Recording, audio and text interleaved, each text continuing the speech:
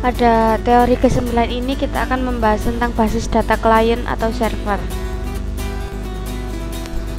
Pokok bahasan, pendahuluan, arsitektur klien server, dan pengaksesan query pada basis data klien server.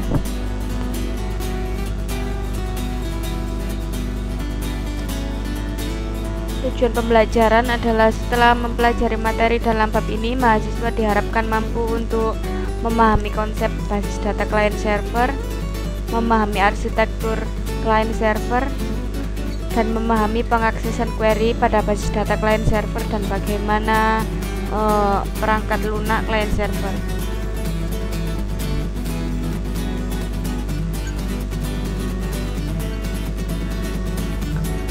Pendahuluan. Aplikasi basis data terdistribusi dikembangkan dalam bentuk arsitektur klien server. Beberapa faktor yang berpengaruh pada fungsi klien atau server atau keduanya melibatkan perangkat keras dan perangkat lunak, protokol network, teknologi, LAN, WAN, dan komunikasi. Arsitektur klien server. Saat ini arsitektur klien server yang banyak digunakan dalam industri disebut two-tier arsitektur. Di sini server mengirim data dan klien mengakses data. Dan arsitektur klien server yang dikembangkan kemudian adalah three-tier arsitektur. Pada model ini, air direpresentasikan sebagai host, server, dan klien. Selanjutnya, pengaksesan query pada basis data klien server. Untuk membagi fungsi DBMS antara klien dan server tidak ada ketentuan, sehingga banyak pendekatan yang berbeda ditawarkan. Satu kemungkinan adalah memasukkan fungsi dari DBMS terpusat pada level server. Sejumlah DBMS rasional menggunakan pendekatan ini, di mana SQL Server disediakan untuk klien.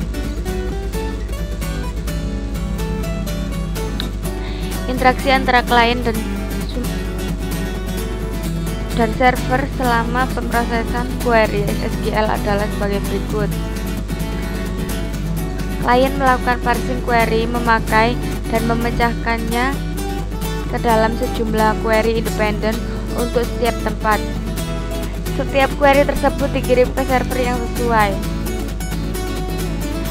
2. Setiap server memproses query lokal dan mengirim relasi hasil klien. Klien mengkombinasikan hasil subquery untuk memproduksi hasil dari query asal yang dikirim. Pada pendekatan ini, server SQL juga disebut transaction server atau database processor DP atau backend mesin. Sedangkan klien disebut aplikasi prosesor atau AP atau front end mesin.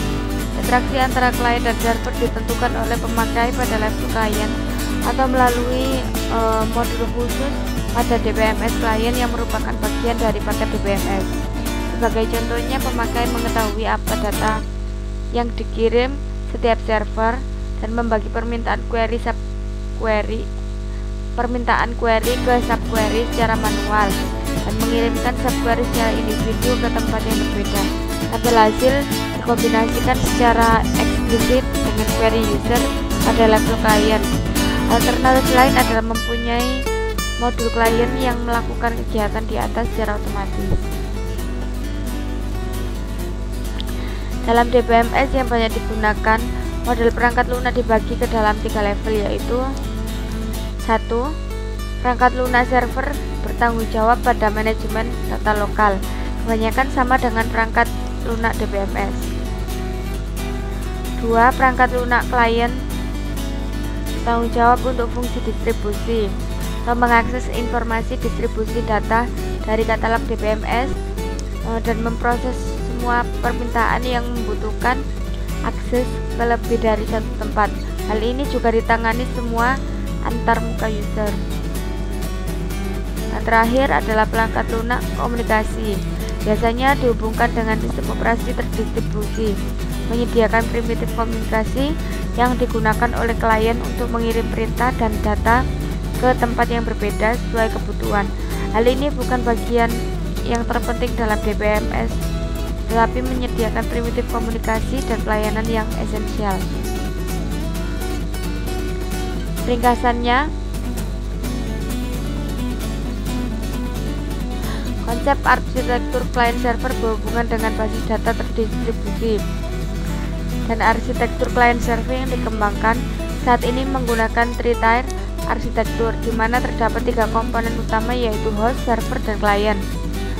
Pengaksesan query dilakukan dengan cara klien melakukan permintaan query dengan mengirimkan subquery ke beberapa tempat server, dan setelah server mengirimkan hasilnya ke klien mengkombinasikan hasil subquery ke query asal.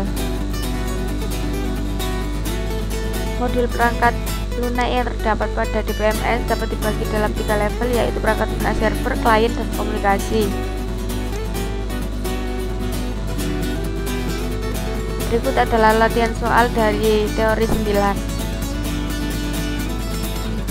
Soal pertama, apa yang dimaksud dengan sistem client server? Yang dimaksud dengan sistem client server adalah server mengirim data dan klien mengakses data. Server memainkan peranan yang dominan pada arsitektur ini. Keuntungannya, sistem ini adalah kesederhanaan dan kompatibilitas dengan sistem yang legal. Soal kedua, apa perbedaan konsep arsitektur client server yang ada sekarang dengan arsitektur sistem terdistribusi? Jawabannya adalah arsitektur client server yang ada sekarang merupakan perkembangan dari arsitektur sistem terdistribusi. Jadi pada dasarnya arsitekturnya hampir sama. Soal ketiga, sebutkan bagaimana tugas host, server, dan server pada three-tier arsitektur. Host, server, dan klien. Server memainkan peranan sebagai penengah dengan mengirim aturan bisnis, prosedur, atau constraint yang digunakan untuk mengakses data dari host. Sedangkan klien berisi antarmuka, GUI, atau GUI, dan beberapa aplikasi tambahan mengenai aturan bisnis. Kemudian server bertindak sebagai conduit of passing, memproses data dari host ke klien, di mana kemudian diproses atau difilter dan dipresentasikan ke pemakai dalam format GUI. Antarmuka pemakai, aturan, dan pengaksesan data bertindak sebagai three types. Klien biasanya dihubungkan ke server melalui LAN dan server dihubungkan ke host melalui WAN. Klien melakukan remote yang dihubungkan ke server melalui WAN juga. Soal keempat, jelaskan bagaimana pengaksesan query dari klien ke server dan hasil query dari server ke klien.